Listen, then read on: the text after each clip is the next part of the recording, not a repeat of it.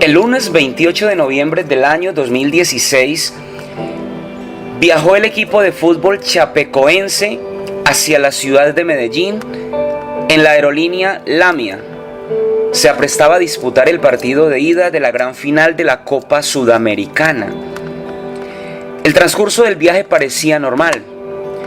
Sin embargo, a muy pocas millas del aeropuerto José María Córdoba de la ciudad de Río Negro, el jefe de la tripulación se comunica con la torre de control para manifestar su aterrizaje. Sin embargo, la respuesta que recibe de la operadora es que hay previamente otro vuelo antes de este, motivo por el cual se cambian las coordenadas.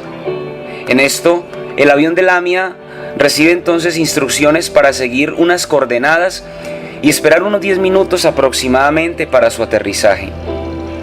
En esto, el avión se queda sin combustible y el jefe de la tripulación reporta falla total. Se produce allí un desespero inmediato y aunque desde la torre de control se intenta hacer algo para salvar el vuelo, no hay nada que hacer.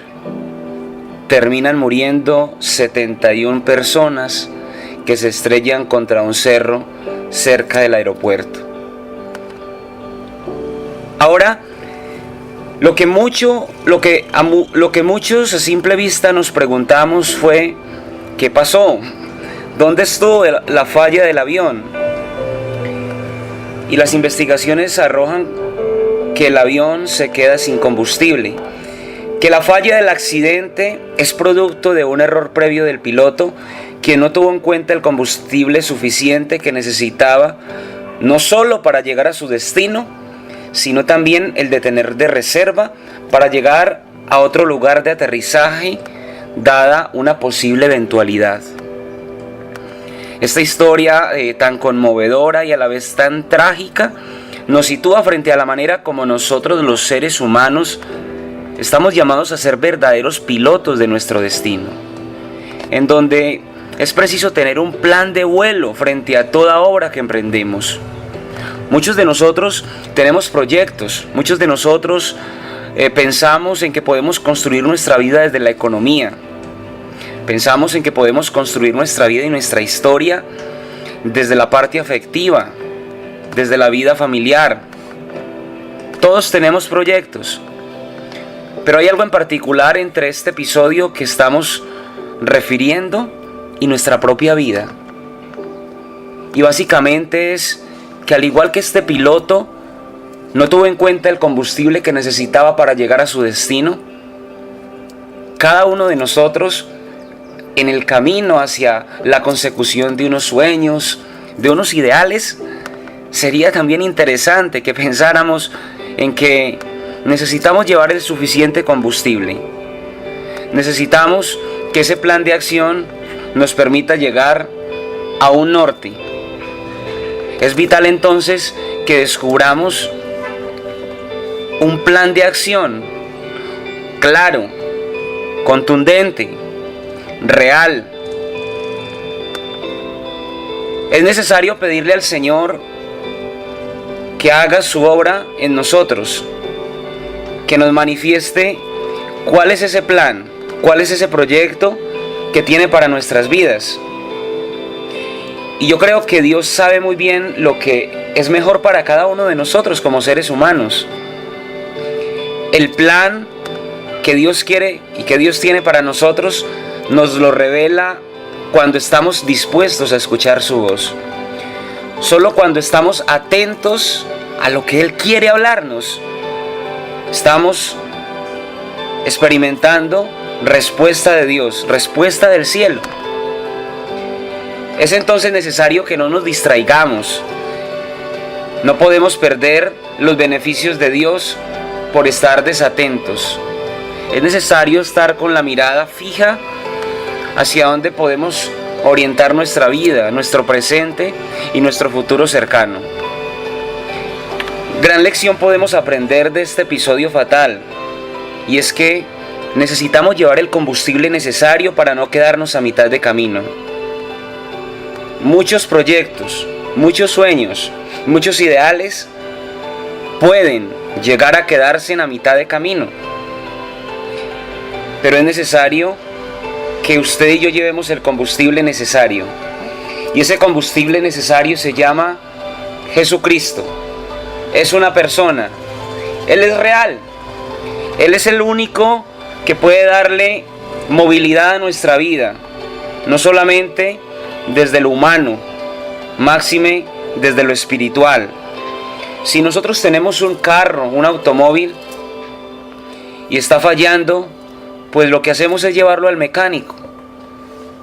Ahora, si le falta lo necesario, lo vital, hay que revisar, hay que mirar qué está pasando, en qué estamos fallando. Volviendo de nuevo a la palabra, quisiera invitarles a que identificáramos algunos personajes en quienes Dios fijó su mirada y a quienes Dios les mostró un plan. La palabra de Dios nos pone de presente en Génesis capítulo 3 a dos personajes, Adán y Eva.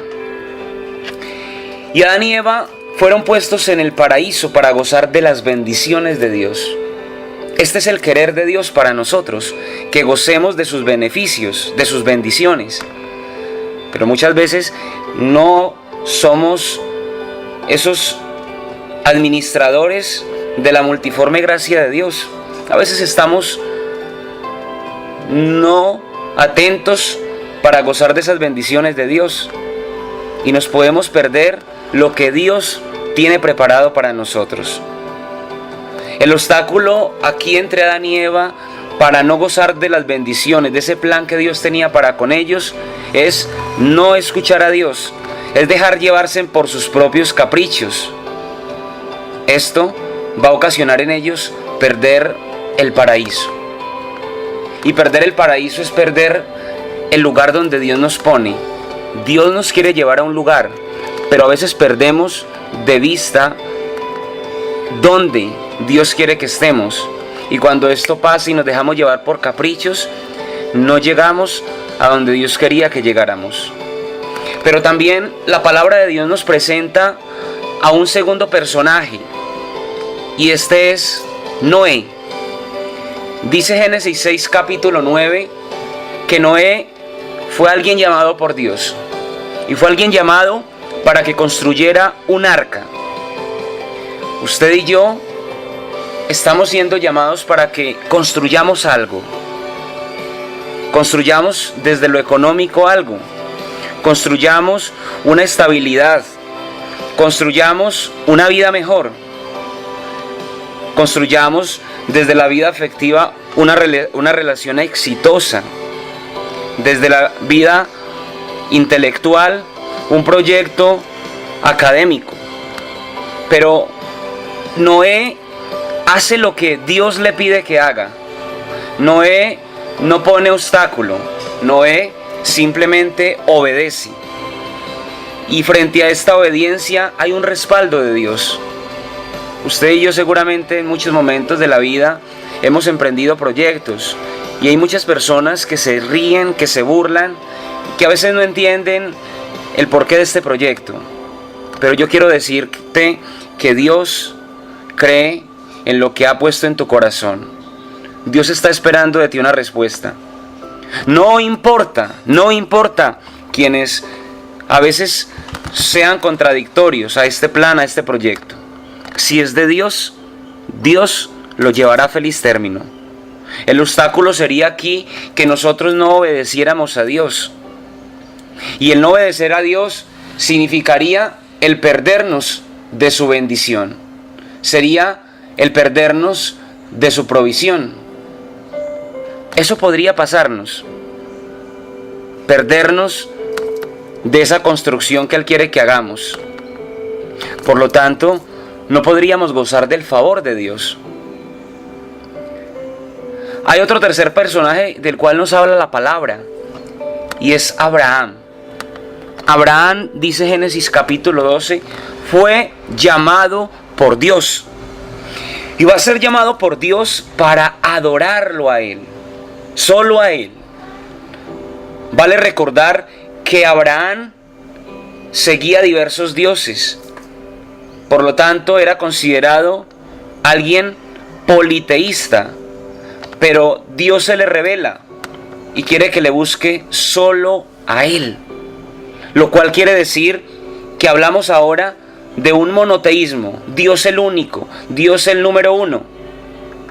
Cada uno de nosotros necesitamos pedirle a Dios desde lo que hacemos en el día a día. Dios, yo quiero que tú seas mi número uno. Dios, yo quiero que tú seas quien gobierne mi vida. Dios, yo quiero que tú seas el que ocupes el primer lugar en mi historia. Pero también Dios le pide a Abraham que camine con fe para que pueda gozar de esas promesas, como son la tierra, como son la generación. Abraham no pone obstáculo. Abraham simplemente responde al llamado y camina en lo que Dios le pide. Cuando Dios quiere que tú construyas algo, tú y yo no podemos ponerle obstáculo a la obra de Dios. Necesitamos caminar en ese llamado. Necesitamos responder a ese llamado. En la medida en la cual usted y yo respondemos al llamado, Dios se va glorificando, se va manifestando en nuestra historia. La palabra de Dios nos dice también en Éxodo capítulo 3, y es el cuarto personaje que yo quiero compartir con ustedes, y este es Moisés. Moisés, dice la palabra de Dios en Éxodo capítulo 3, está en Madián, está pastoreando las ovejas de su suegro Jetro, y Dios lo llama, y Dios le dice que tiene una misión para con él. Ahora Moisés debe responder a esa misión. La misión, el llamado que recibe de parte de Dios es liberar a su pueblo, es liberar su historia. Cada uno de nosotros necesitamos ser instrumentos de liberación de nuestra historia. Usted y yo, donde estamos, podemos ser instrumentos de liberación para nuestra familia, instrumentos de liberación para nuestra casa. Moisés va a poner peros. Sin embargo, aún en medio de los peros, Dios lo utiliza. Muchas cosas Dios quiere hacer en tu vida y en mi vida, pero a veces los peros a usted y a mí no nos permiten hacer lo que Dios quiere que hagamos. Los peros se convierten muchas veces en un obstáculo para que la obra de Dios se realice. Moisés debe salir con el pueblo hacia la tierra prometida. Dios le pide que golpee un determinado número de veces una roca para que salga agua y el pueblo beba. Y Moisés no la golpea el número de veces que le dice Dios, la golpea más veces. Con esto se pone de presente su inquietud, podríamos decir, el obstáculo de no hacer lo que Dios le pide que haga. Y según muchos estudiosos, una de las causas probables que lleva a que él no entre a la tierra prometida es esta, que desconfía de que Dios va con él. Yo quiero que nosotros entendamos en este camino, como humanos, como hombres que vivimos en una sociedad cosmopolita, a que creamos en que Dios nos puede utilizar como instrumentos de liberación. Si tu realidad económica está atada, si tu realidad financiera no la ves con claridad, si te sientes oprimido por situaciones desde la vida afectiva, si sientes que hay ataduras, esclavitudes, es tiempo de tomar esta palabra de Dios, y es la de que tú seas ese instrumento de liberación, ese instrumento de bendición.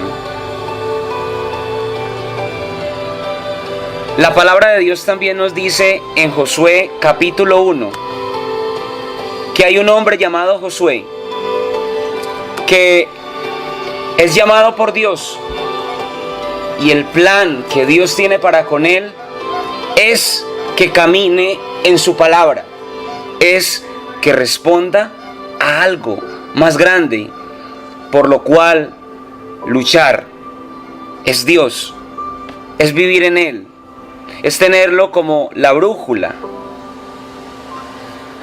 Dios le dice a Josué: no te apartes de esta palabra, medítala de día y de noche, para que tengas éxito en tus empresas, para que te vaya bien y puedas gozar de la multiforme gracia de Dios.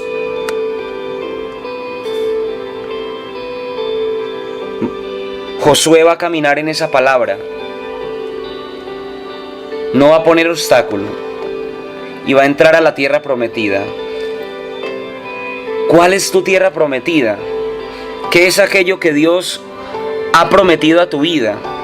¿Qué es aquello que Dios ha prometido a tu historia? Eso que Él ha dicho que hará, que realizará. Es necesario creerle a Dios, estar convencido de que Dios tiene planes de gracia y de bendición para nuestras vidas. También la palabra de Dios nos dice en Jueces capítulo 6 que la mirada de Él está puesta en un hombre llamado Gedeón. Y Gedeón recibe una noticia de parte de Dios, y es que él debe sentirse bendecido, que él debe sentirse como un pequeño guerrero. Sin embargo, Gedeón ve su realidad. Gedeón ve que su situación es compleja. Ve a un pueblo oprimido, ve a un pueblo esclavizado. Estas son las circunstancias. Son difíciles. Y tiene una discusión con Dios. Y ante esta discusión, Dios va a responder. Dios se va a manifestar.